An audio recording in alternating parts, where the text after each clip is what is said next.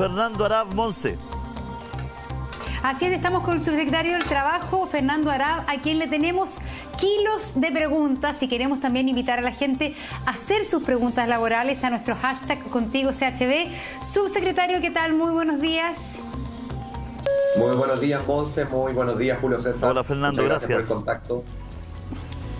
Ya, vamos a empezar por lo fácil. Lo fácil es lo que ayer se logró, que finalmente es lo que había anunciado el ministro de Hacienda hace un tiempo atrás y que tiene que ver con básicamente este tema del seguro de cesantía. Sería importante para los trabajadores que tienen o estaban contratados y que quizás van a recibir menos sueldo. ¿Cómo opera y qué es lo que se votó y se aprobó ayer respecto a el seguro de cesantía, subsecretario? Sí, efectivamente, Monse. La ley que aprobamos ayer es una ley que va a beneficiar a alrededor de 4.500.000 trabajadores a lo largo del país. Sabemos que hoy día hay muchas personas que la están pasando mal. Durante estos días hemos recibido comentarios de trabajadores, comentarios de pymes que estaban a la espera de esta ley. ¿Por qué? Porque esta ley va a permitir que empleadores y trabajadores suspendan la relación laboral, que no se ponga término a esos contratos, por lo tanto que esos trabajadores no sean despedidos y que esos trabajadores puedan cobrar su seguro de cesantía en las mismas condiciones que lo harían si estuvieran desvinculados, pero sin perder la fuente de trabajo. Por lo tanto, para los trabajadores tiene el beneficio, obviamente, de no perder su puesto de trabajo. Sabemos que hay muchos trabajadores que han sido desvinculados durante estos días. Y para las pymes también tiene el beneficio de no tener que seguir pagando remuneraciones durante este periodo, porque sabemos que hay muchas pymes que no están vendiendo, que están cerradas, que no están operando, y por lo tanto lo que se hace acá, y lo ha dicho el ministro de Hacienda, es entrar como un periodo de hibernación, ¿cierto? Que esperamos que no dure tantos meses, pero que hay que hacerle frente ahora, y eso va a permitir que trabajadores tengan ingresos, que las pymes no se sigan ahogando al tener que pagar remuneraciones y van a tener que pagar solo cotizaciones durante este periodo, y por lo tanto es una muy buena alternativa, como te decía, para alrededor de 4.500.000 trabajadores del país que hoy día tienen contrato de trabajo y seguro de cesantía y van a poder acceder obviamente a este mecanismo. Ya, pero por ejemplo, yo soy dependienta de una tienda que tiene 2 sucursales en Santiago y esa tienda no abre hace 3 semanas. Tengo la suerte, le pongo ese ejemplo, de que a mí no me han desvinculado, porque lo más probable, y ha pasado mucho, que a esa persona ya la desvincularon, la despidieron. Este es un caso que va a regir para una persona que no han desvinculado aún, que están próximas a desvincularla, y lo que va a hacer entonces es que la empresa se tiene que comprometer a pagarle cotizaciones, porque la empresa tiene que tener la plata para las cotizaciones. Y la empresa le va a decir, ya, yo no le voy a pagar el sueldo porque no tengo plata, pero sí le voy a pagar cotizaciones. Y usted en vez de sueldo va a cobrar el seguro de cesantía. ¿Así?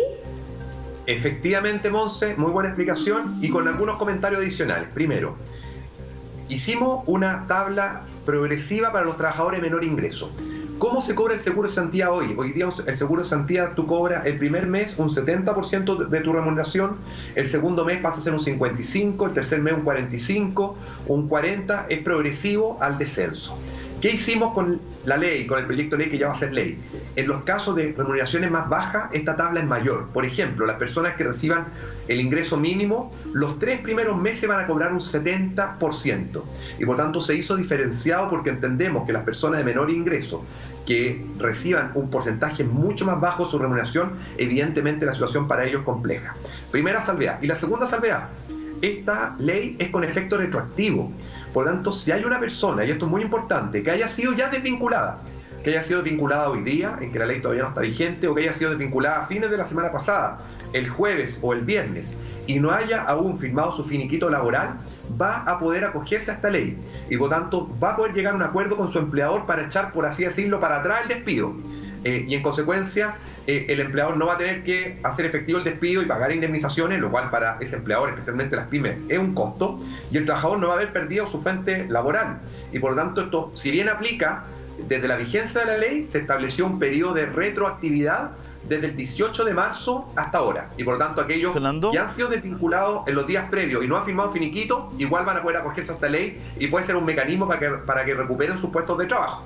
Fernando, tengo una duda, porque esto tiene algo que al parecer es bueno, porque ayer hablé con un senador, algo adicional.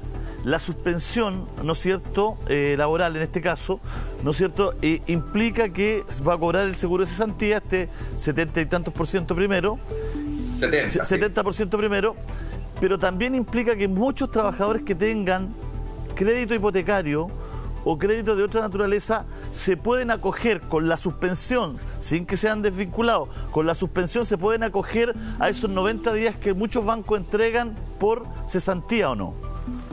Efectivamente, esa fue una indicación que se incorporó en la Cámara de Diputados por parte de un grupo de parlamentarios.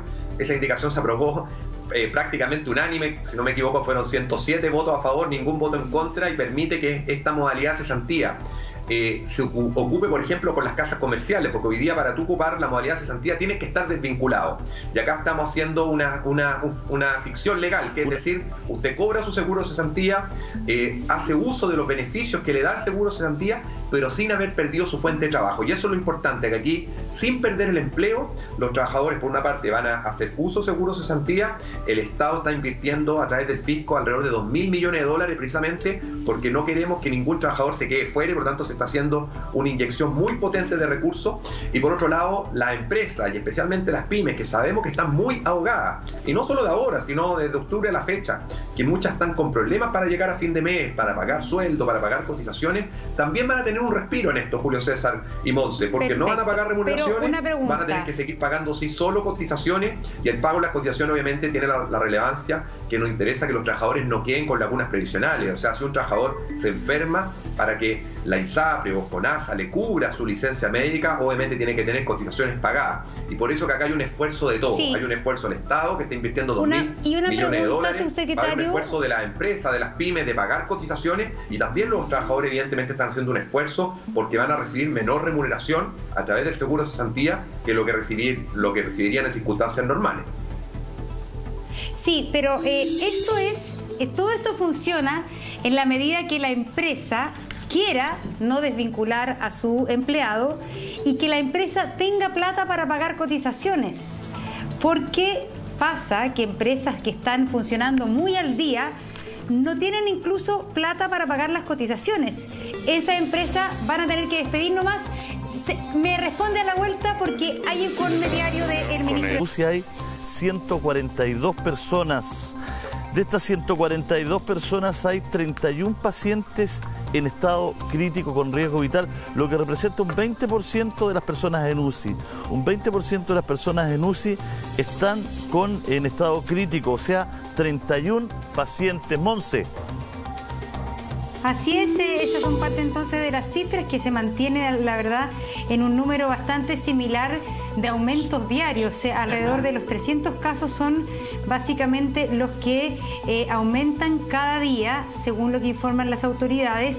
En este caso, yo no tengo claro cuántos fueron los exámenes informados, que no sé si dio la información. Parece esta vez no. El ministro, que es un tema relevante, no dio el número de exámenes informados, porque lo que hacías notar tú, Julio, ayer, que en general el número de exámenes no varía mucho, de 3.000, 3.080.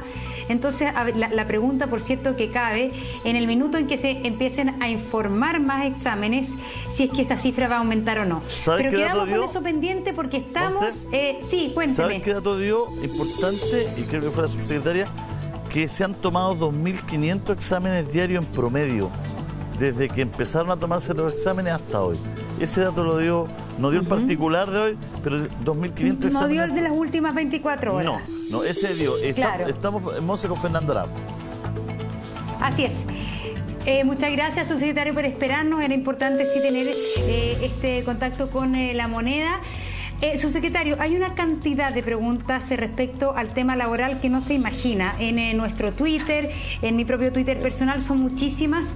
Aclaramos ya el punto respecto a lo que aprobó ayer la ley en cuanto a el seguro de cesantía, en cuanto a los trabajadores que, teniendo contrato, no van a recibir sus salarios, pero que van a poder mantener la relación laboral y van a poder entonces cobrar el seguro de cesantía en vez del salario, con lo que ello implica, que son 3 meses, etcétera. Pero acá hay un gran tema. Acá hay un gran tema que me escriben muchas personas. Me dicen, yo trabajo en Uber, yo trabajo en taxi, Yo trabajo de mesero de un restaurante y desde hace 2 o 3 semanas que no recibo nada, no recibo sueldo. Más allá de esas personas, algunas puede ser que coticen como independientes o no, pero esas personas que trabajan como independientes y que reciben el sueldo al día, ¿tienen en esta ley aprobada ayer alguna posibilidad o aún no se legisla nada para ellos? Sí, efectivamente, Monza. Como lo decíamos antes de la interrupción, para escuchar obviamente las cifras muy relevantes que nos dio el ministro Mañalich junto con los subsecretarios, contábamos que esta ley aprobada ayer beneficia un universo de 4.500.000 trabajadores, que son básicamente personas con contrato de trabajo y seguro de cesantía. Evidentemente hay gente que se está quedando afuera, como los ejemplos que tú das: trabajadores independientes, trabajadores por cuenta propia o trabajadores con boleta de honorario. ¿Qué se hizo ayer? Ayer firmamos un protocolo de acuerdo con los parlamentarios de la comisión mixta, de todos los colores políticos, diputados, senadores y de todas las bancadas, porque ahora el paso siguiente es buscar efectivamente fórmulas y mecanismos para llegar a este universo. A este universo de trabajadores independientes no vamos a llegar con la fórmula que estamos utilizando el seguro de cesantía, porque ellos no cotizan seguro de cesantía, por lo tanto la fórmula no va a ser pagarles a través del seguro de cesantía. Y obviamente se estableció una mesa de trabajo en que nos tenemos que dar un plazo muy breve para llegar a soluciones concretas, pero ayer ya se formalizó obviamente este protocolo de acuerdo, porque este es un universo importante. Estamos hablando de alrededor de 900.000 trabajadores que evidentemente no quedan cubiertos por esta ley que se aprobó ayer. Y para ser realistas, porque yo creo que todos queremos finalmente que esos trabajadores puedan recibir alguna ayuda, pero para ser realistas, ¿cuán difícil es estandarizar la información de ellos? Porque ellos de alguna manera no están claramente en el sistema. Uno tiene un kiosco, otro trabaja en una aplicación de movilización de Uber, otro trabaja como freelance en una empresa productora. Es tan grande el universo de estos trabajadores que cómo se le va a dirigir, se le va a focalizar la ayuda y cómo ustedes como autoridades van a lograr acceder a esta información que es tan diversa. Sí, efectivamente, Monse. Bueno, es el trabajo que vamos a tener que hacer en los próximos días, porque efectivamente son realidades distintas. Nosotros en el proyecto de modernización laboral que presentamos ya hace un año, habíamos propuesto que en el caso, por ejemplo, de los trabajadores de plataforma, estoy pensando en los Uber, en los Corner Shop, estoy pensando en distintas plataformas que hoy día existen, se les empezara a cotizar. Y a lo mejor si tendríamos hoy día ese proyecto aprobado, hoy día tendrían acceso al seguro de cesantía. La verdad es que hoy día no están. Y por tanto vamos a tener que buscar fórmulas que a lo mejor van a ser diversas. Porque lo del seguro de cesantía, evidentemente, cuando tienes trabajadores que cotizan el seguro de cesantía, tú ocupas ese vehículo para llegar a estos 4,5 millones de trabajadores. Acá tenemos distintas realidades: trabajadores independientes, trabajadores por cuenta propia, trabajadores que boletean, trabajadores que a lo mejor tienen ingresos pero que ni siquiera boletean, y por tanto hay que ver cómo podemos llegar a ese universo, que es un universo que es menor, evidentemente, que Fernando, el universo que da la ley, pero respecto al cual también tenemos que hacernos cargo. Fernando, ¿pero esa gente no tiene renta presunta? Sí, es que por eso, Julio César, vamos a tener que analizar, porque efectivamente hay algunos de ellos que harán en renta presunta, pero hay que ver cuál es el vehículo que vamos a utilizar. En el caso del seguro de cesantía, ocupamos la institucionalidad que existe y por lo tanto ocupamos el mismo seguro de cesantía para llegar a esos trabajadores. Solo un segundo, una respuesta corta necesito, por favor. La gente tiene mucho miedo porque dice: voy a ocupar mi seguro de cesantía, ¿y qué pasa si quedo cesante más adelante? Ya. El Estado a través del fisco va a inyectar $2.000 millones al Fondo de Cesantía Solidario, de manera que si un trabajador hoy día cobra su seguro de cesantía porque se acoge a alguna de estas modalidades, suspensión de la relación laboral o reducción de la relación laboral, y resulta que en 6 meses más es desvinculado, va igual a tener acceso al seguro de cesantía, porque se va a hacer esta inyección de recursos precisamente para que no queden desprotegidos. Muchas gracias, subsecretario. Le damos un abrazo gigante. Subsecretario, es que espérese, tenemos que despedirlo, pero es que no podemos no hablar del tema que preocupó la semana pasada, este famoso dictamen que dice que por razones de fuerza mayor, si el trabajador no asiste a trabajar y si efectivamente, por razones de fuerza mayor, el empleador tiene el derecho a no pagar la remuneración. Eso es lo que tiene a un montón de trabajadores aterrados. Por favor, espérenos un segundo, vamos a la pausa para responder. Le dejamos plantear una pregunta, Fernando. Bueno, la Monse le había hecho una pregunta sobre este párrafo tan polémico que generó tanta tensión. Por favor, cuéntenos. Así es, la semana pasada en la Dirección del Trabajo, para contarle a la gente... que se emitió hace algunos días, dice dos cosas. En primer lugar, que no procede el despido de trabajadores por fuerza mayor a causa del coronavirus. Y eso es importante aclararlo, porque hay muchos que en redes sociales han señalado que el dictamen habría validado los despidos por fuerza mayor, cuando dice el dictamen precisamente lo contrario, y es bueno que quede claro. Esto además va a quedar claro en la ley que aprobamos ayer, dice expresamente que no se podrá despedir por fuerza mayor a causa de esta pandemia del coronavirus. ¿Y por qué es importante? Porque ustedes saben que el despido por fuerza mayor no da derecho a indemnización. Entonces lo que no queremos es que ningún empleador se aproveche obviamente de esta pandemia que estamos viviendo como país y en el mundo entero para despedir a sus trabajadores sin pagar la indemnización. Eso en primer lugar.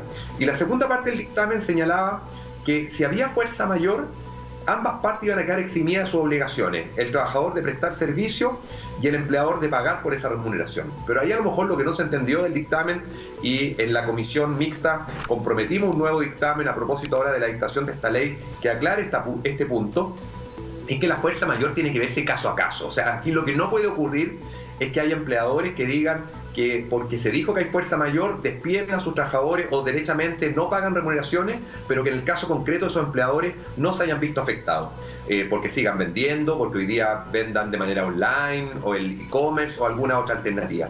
Y por eso que el dictamen en ese punto, si bien reitera lo que es la jurisprudencia de los últimos 25 años, y eso es bueno señalarlo, acá no se innova en esa materia, tal vez tiene que ser más claro, y en el nuevo dictamen hemos pedido a la Dirección del Trabajo que sí lo sea, en que los casos de fuerza mayor para efectos de suspender la jornada de trabajo deben analizarse caso a caso. Es decir, aquellas empresas que efectivamente caso a caso? tengan fuerza mayor lo utilicen, y aquellas que no lo hagan. Pero siempre quien va a definir... Pero si a la persona la despiden... En ese sentido hay que tener claridad. Disculpa, Monse, no si a la persona la despiden por fuerza mayor, le dicen, yo lo voy a despedir por fuerza mayor porque me quedé sin ninguna entrada, no tengo ni para indemnizarlo, fuerza mayor, coronavirus. Cuando es caso a caso, ¿tienen que recurrir para que vean su caso a la Dirección del Trabajo? A ver, en los despidos, la Dirección del Trabajo no es tribunal, y por lo tanto la Dirección del Trabajo lo único que va a hacer es llamar un comparendo de conciliación a las partes para ver si hay un acuerdo. Pero en definitiva, ¿quién va a decidir si ese despido es justificado, procedente o no? Son los tribunales. Eso es antes de la vigencia de la ley, porque la ley va a dejar súper claro, y lo dice el texto de la ley, si no me equivoco, en el artículo 24 o en un artículo por ahí, dice que no van a proceder los despidos por fuerza mayor a causa del coronavirus. Por lo tanto, durante este periodo que estamos viviendo de estado de catástrofe, ninguna empresa va a poder argumentar el despido por fuerza mayor, que no da derecho a indemnización para, obviamente, desvincular trabajadores. A ver, perdón, casos puntuales los tenemos aquí en nuestras redes sociales. Tengo un restaurante, tengo ya desde octubre vengo mal, traté de sostenerme, por cuarentena no he podido abrir. Durante la mitad de marzo prácticamente no me ha entrado nada porque antes los alcaldes pidieron cerrar. Ahora en abril voy a tener 0 pesos. ¿Cómo mantengo yo mi negocio? ¿Cómo no despido a la gente? ¿No es acaso eso fuerza mayor para mí? Ahí la solución, Julio César, está en el proyecto que aprobamos ayer.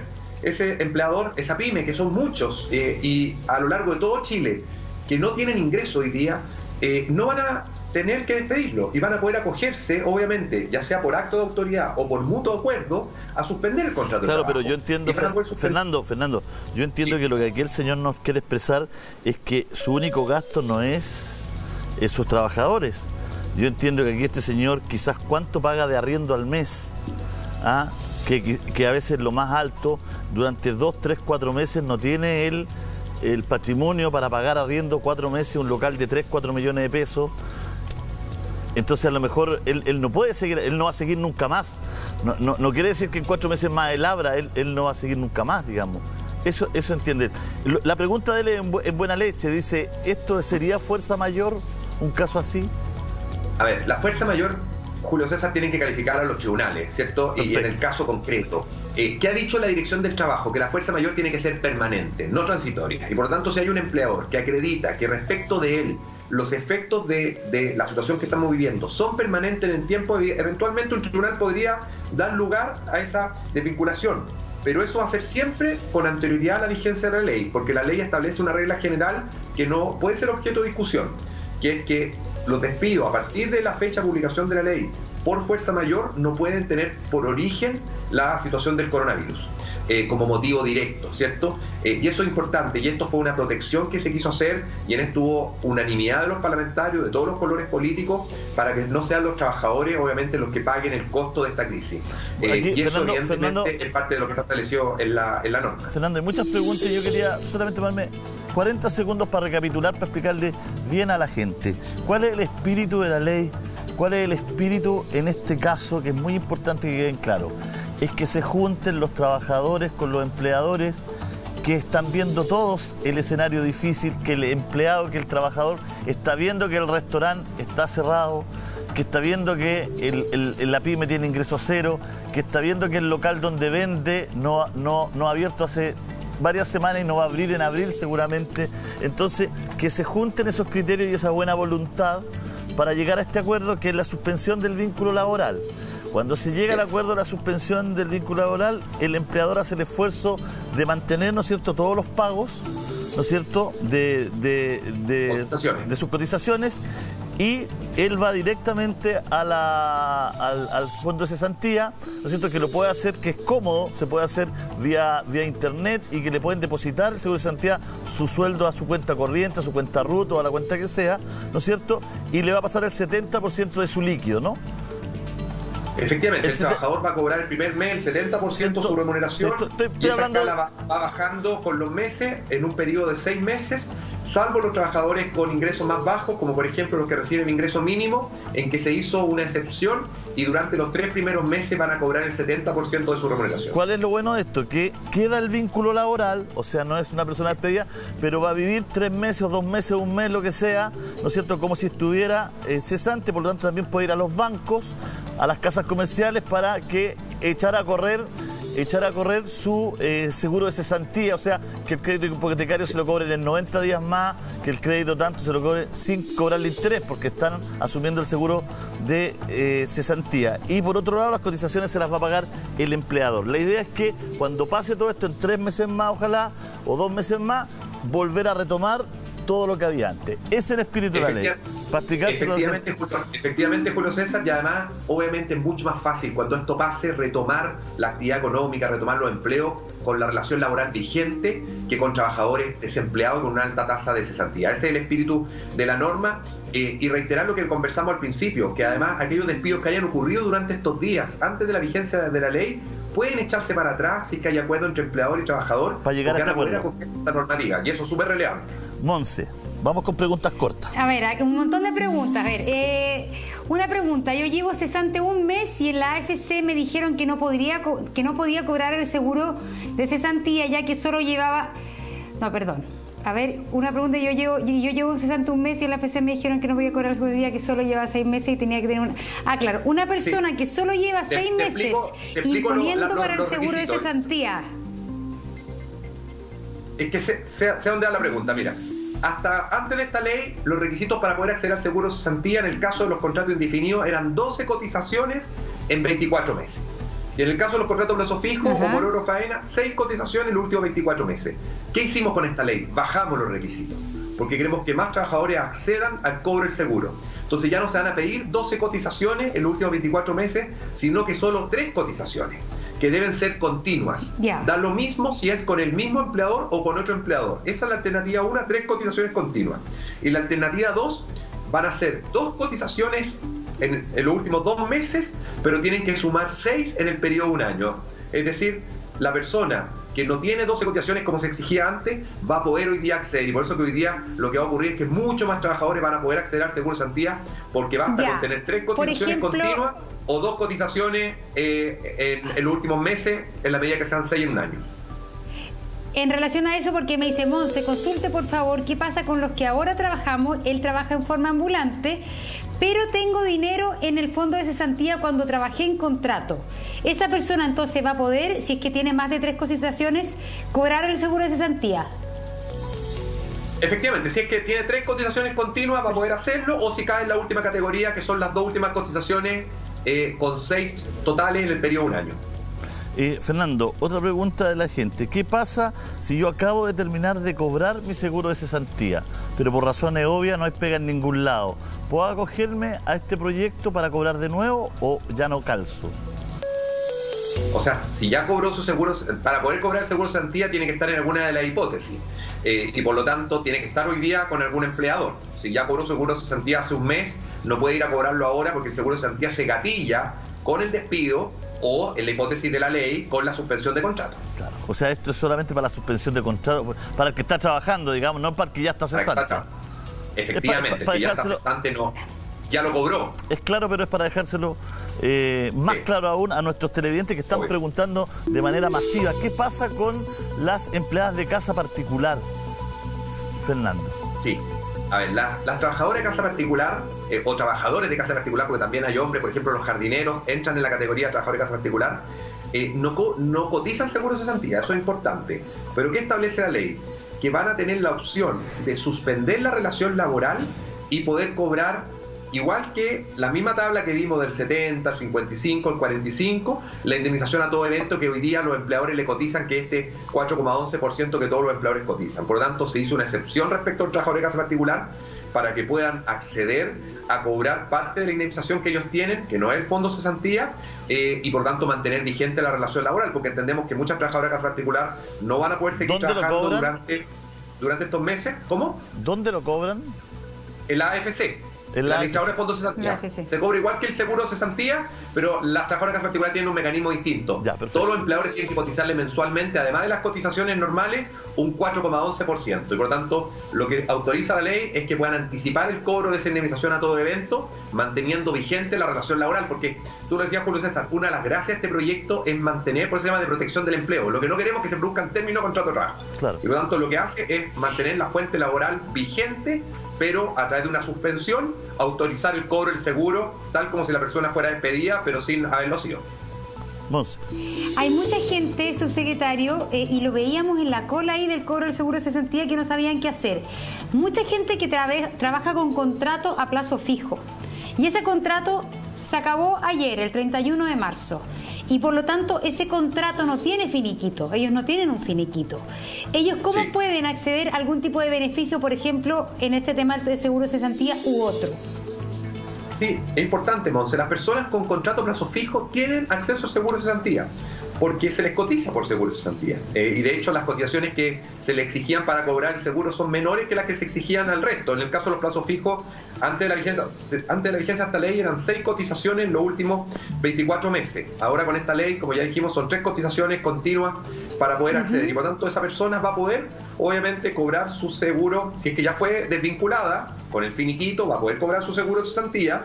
Y si no ha sido desvinculada, va a poder acogerse a, obviamente, este pacto de suspensión del contrato. Y lo otro que no hemos conversado, la ley establece 3 alternativas, ¿cierto? Una es la suspensión por acto de autoridad, es decir, cuando es la autoridad la que dice estos locales se cierran, por ejemplo, por cuarentena, o estas ciudades se cierran. Segundo, la suspensión por mutuo acuerdo. Pero hay una tercera alternativa, que es la reducción de jornada. Porque hay empresas que han seguido operando, pero que por distintas razones, por ejemplo, distanciamiento social, no pueden ir todos los trabajadores. Entonces están estableciendo sistemas de turno. ¿Qué puede ocurrir? Que esa empresa acuerde con sus trabajadores reducir la jornada de trabajo, por ejemplo, a la mitad. Ese trabajador va a trabajar la mitad de su tiempo, pactado, 50%. El empleador le va a pagar la totalidad de ese tiempo trabajado, pero ese trabajador, para que no vea tan mermada su remuneración, va a recibir igual un complemento a su remuneración de cargo del fondo de cesantía, de un 25%. Por lo tanto, en la práctica, en el ejemplo, el trabajador trabaja la mitad, pero recibe un 75% de su remuneración. Y esa también es otra alternativa para aquellas empresas que siguen operando, aquellos trabajadores que siguen trabajando, pero que por motivo de bajas las ventas, por motivos de salud, de distanciamiento social en que hay que establecer turno y no pueden ir todos al mismo momento, puedan pactar una reducción de su jornada de trabajo con este complemento del seguro de cesantía, en que van a trabajar la mitad, pero van a recibir sueldo por el 75%. Fernando, para que quede súper claro y nadie se pase de listo, cuando la gente hace la suspensión del vínculo laboral y se le paga el primer mes el 70% todo, no tienen que ir a trabajar durante todo ese mes. Efectivamente, la suspensión del vínculo laboral, Julio César, y esto es importante aclararlo, significa que no se prestan servicios. Claro. Es decir, es que para que no se avive el empleador y le diga, oye, pero igual vente 2 días aquí en la mañana o vente en la tarde. No, la suspensión es que se llega a este trato y esa persona no va más a trabajar durante ese mes, digamos. Oye, Julio César, súper importante porque establecimos a propósito de eso, para evitar cualquier abuso, porque acá van a estar los fondos de los trabajadores y por lo tanto nadie se puede querer pasar de listo. Establecimos sanciones súper graves, tanto para el trabajador que quiera abusar de esto, pero específicamente para el empleador. Para el empleador hay penas muy graves, tanto de multa como incluso pueden haber penas de cárcel. Se establece que la sanción puede ser de presidio mínimo en su grado mínimo a máximo, o sea, una pena de hasta 5 años de cárcel para aquel que quiera abusar de esto, porque aquí están en juego los fondos de cesantía, acá está en juego la calidad de vida de las personas. Siempre hemos dicho, detrás de estas cifras hay familias, hay personas que la están pasando mal, y por lo tanto hay que ser súper estricto para evitar cualquier abuso en esta Subsecretario, le queremos agradecer esta conversación, le queremos agradecer por habernos esperado y le pedimos desde acá humildemente, ¿no es cierto?, que ojalá esa mesa trabaje rápido para todos los independientes de nuestro país. Estamos todos tratando de colaborar. Nuestra intención siempre es cuestionar y, por supuesto, ser inquisidor con las autoridades, pero por el bien de la ciudadanía, ¿no es cierto?, no por joder. Así que le agradecemos mucho este espacio con usted. Muchas gracias por darse el tiempo. Julio César, Monse, no, al contrario, yo le agradezco a usted la oportunidad. Creo que es bueno que la ciudadanía conozca la ley, sepa qué se puede, qué no se puede hacer, y tenemos claro cuáles son las necesidades. Aquí estamos ante una emergencia súper importante y hay que actuar con celeridad, y aquí no hay espacio para retraso. Así que agradecerle a usted el contacto y ojalá haya servido también para que las personas conozcan de qué se trata esta ley que aprobamos el día de ayer. Así que muchas gracias. Gracias, Fernando. Monse, seguimos adelante. Gracias.